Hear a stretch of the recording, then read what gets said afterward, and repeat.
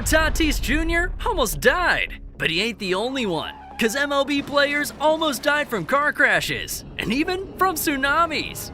But first, this World Series champion who escaped death not once, not twice, and not even 3 times. Jonny Gomes went through so much before he even knew he'd play in the MLB. At age 12, a neighbor's pet wolf nearly tore him to shreds. Then when he was 15, the flame of a candle caught his sleeping bag, and he woke up just in time not to get burnt alive.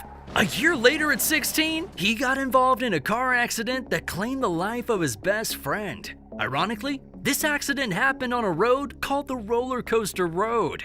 Kinda like confirming to Johnny the kind of life he's been experiencing and will experience. 3 near-death instances sounds too many, but those were not the worst of it. Because in high school, while camping with friends, Johnny encountered rednecks armed with guns who shot at him. But thankfully, no bullet hit Johnny or his friends. Following that, he was held at gunpoint by a man who was soon arrested. To top it all off, he also survived a heart attack at the age of 22. At this point, I'm sure this man is immortal. But while Johnny was escaping being shot, this next player didn't get so lucky.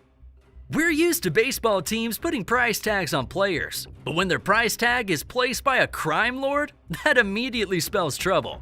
Back in 2019, David Ortiz was partying at a nightclub in the Dominican Republic. But little did he know that he wouldn't be taking shots, but getting shot.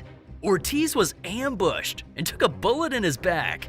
Fortunately, he made it out of the nightclub alive, while details of the attempt of his murder remained a mystery. Baseball legend David Ortiz was shot in the back at a bar in the Dominican Republic. Ortiz, the beloved Big Papi, is in the intensive care unit after undergoing surgery that removed part of his colon. His gallbladder and liver were also damaged. However, Cesar Peralta was dubbed as the man who put a price on Big Papi. But investigations show that he had another person in mind, and the hitman mistook Ortiz for their target. Regardless, Ortiz survived, but while he was shot outside, this next player wasn't even safe in his own house. In late 2011, when Wilson Ramos was visiting his native country of Venezuela, he was supposed to just spend time with his family. But something happened that made him spend time away from them. In a specially planned operation, Ramos was abducted just outside his family home by a gang of kidnappers. It happened so swiftly that everyone was convinced that if they ever saw Wilson again, it would be in a body bag. Major League Baseball player taken at gunpoint in front of his family. But little to anyone's knowledge, the authorities were working round the clock to bring Ramos home. And soon enough, everything began to fall in place. They found the kidnapper's getaway car 10 kilometers away from where he was kidnapped, close to a mountain range. With an investigation that involved over 200 personnel from both the police and National Guard troops, Ramos's position was soon found. But that was only half of the job. The kidnappers were armed to the teeth and not ready to give up Ramos. A gunfight ensued with Ramos in the middle of it. But at the end of the day, the kidnappers were overpowered. Several were arrested, and Wilson Ramos returned to his family and team alive. I'm safe now. That was a hard time for me. It's a miracle that Ramos wasn't hit by any of the bullets, because sometimes all it takes is a line drive to send a player to the ER. Before Daniel Poncedeleon had a chance of making it to the major leagues, he suffered an injury that might as well end all hopes of him making it to the big leagues. While pitching for the Memphis Redbirds, Daniel was struck by a line drive so hard he fractured his skull, causing his brain to bleed. Right-hander's pitch is lined up the middle, and it hits the pitcher, and he is down and hurts. On a normal day, it would have been RIP for PDL, but the surgery he underwent was successful. However, he spent a while in the ICU recovering, and it looked like he might never get on the mound again. I remember seeing the spin on the ball and the seams and just couldn't move quick enough. I think it was a knock on the head, literally and figuratively. But he beat the odds and made his major league debut 13 months later for the Cardinals. This is the type of life-inspiring comeback you see in movies, isn't it? Although he's not big enough to have a biopic made, he did write his own book titled One Line Drive, a life-threatening injury and a faith-fueled comeback. Most people wouldn't have survived his injury, let alone go back to playing the sport that caused him the injury in the first place. But if Poncedeleon has taught the world anything, it's that his spirit is stronger than his body. One person who can relate a lot to Poncedeleon's book is this player, whose World Series triumph came after he nearly lost it all. Freddy Freeman is quite the player with a bat on the plate. But in 2020, when he was on his bed with a blanket, it felt more like a deathbed than a place for a cozy nap. You see, Freddy had a bad case of COVID, and it seemed so bad that the end of his career, and possibly his life, seemed near.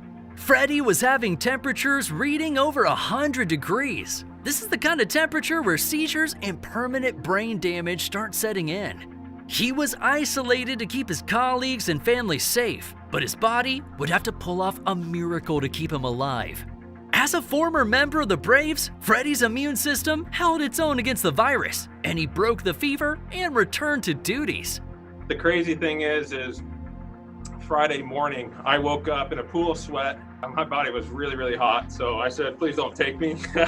I wasn't ready. At the time, COVID was as good as a death sentence, but not for Freeman, who went on to win a World Series a year after.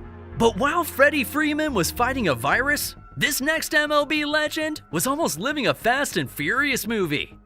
It was just another ordinary day for Pete Alonso as he was driving for training when the unthinkable happened. For a vehicle to have flipped 3 times, indeed, Pete was extremely lucky he made it out in one piece. Car flipped over probably about 3 times, and guy ran a red light, T-boned me. However, his truck wasn't the only thing damaged, because his mental health took an even bigger hit than his vehicle. Thankfully, he's doing better now. Every day is blessed for me. I mean, I'm just so happy. Every day's a gift. Pete Alonso may not have played in the same team as this next player, but they might share the same fear of highways. If there's any player who's a walking miracle, it's Fernando Tatis Jr. Because his 2021 off-season break was one he wouldn't forget for a very long time. Heck, it's one holiday he'll always be talking about at family dinners. At first, his Dominican Republic trip seemed perfectly normal, until he decided to take a new bike he bought for a spin. But that turned out to be a terrible idea, as he only got himself in an accident that needed medical intervention. Thankfully, he only got a few scratches and bruises along with an injured wrist, which needed surgery and had him out for about 3 months.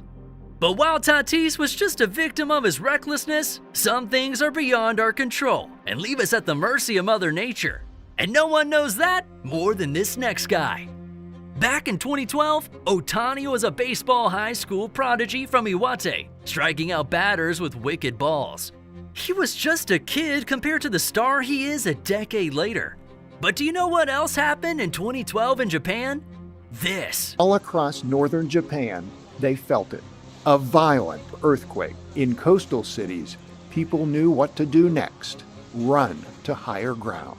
The 2012 Sanriku earthquake was a magnitude 7.3 earthquake off the coast of northern Japan. Cities in Iwate Prefecture like Kamaishi were affected as the tsunami waves left the coastal regions destroyed and full of debris.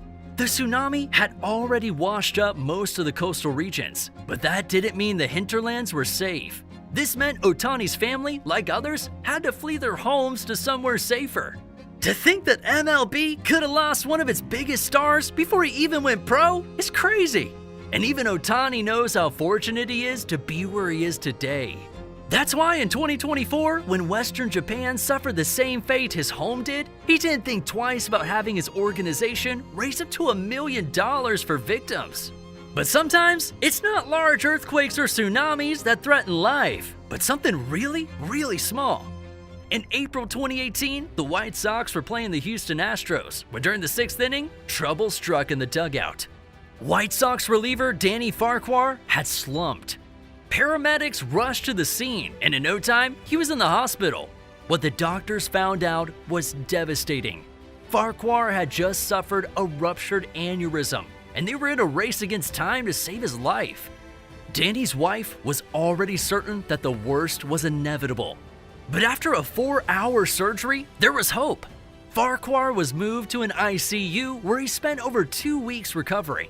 He spent 2 months out of action, and a year after that fateful day, he made his comeback to pitching.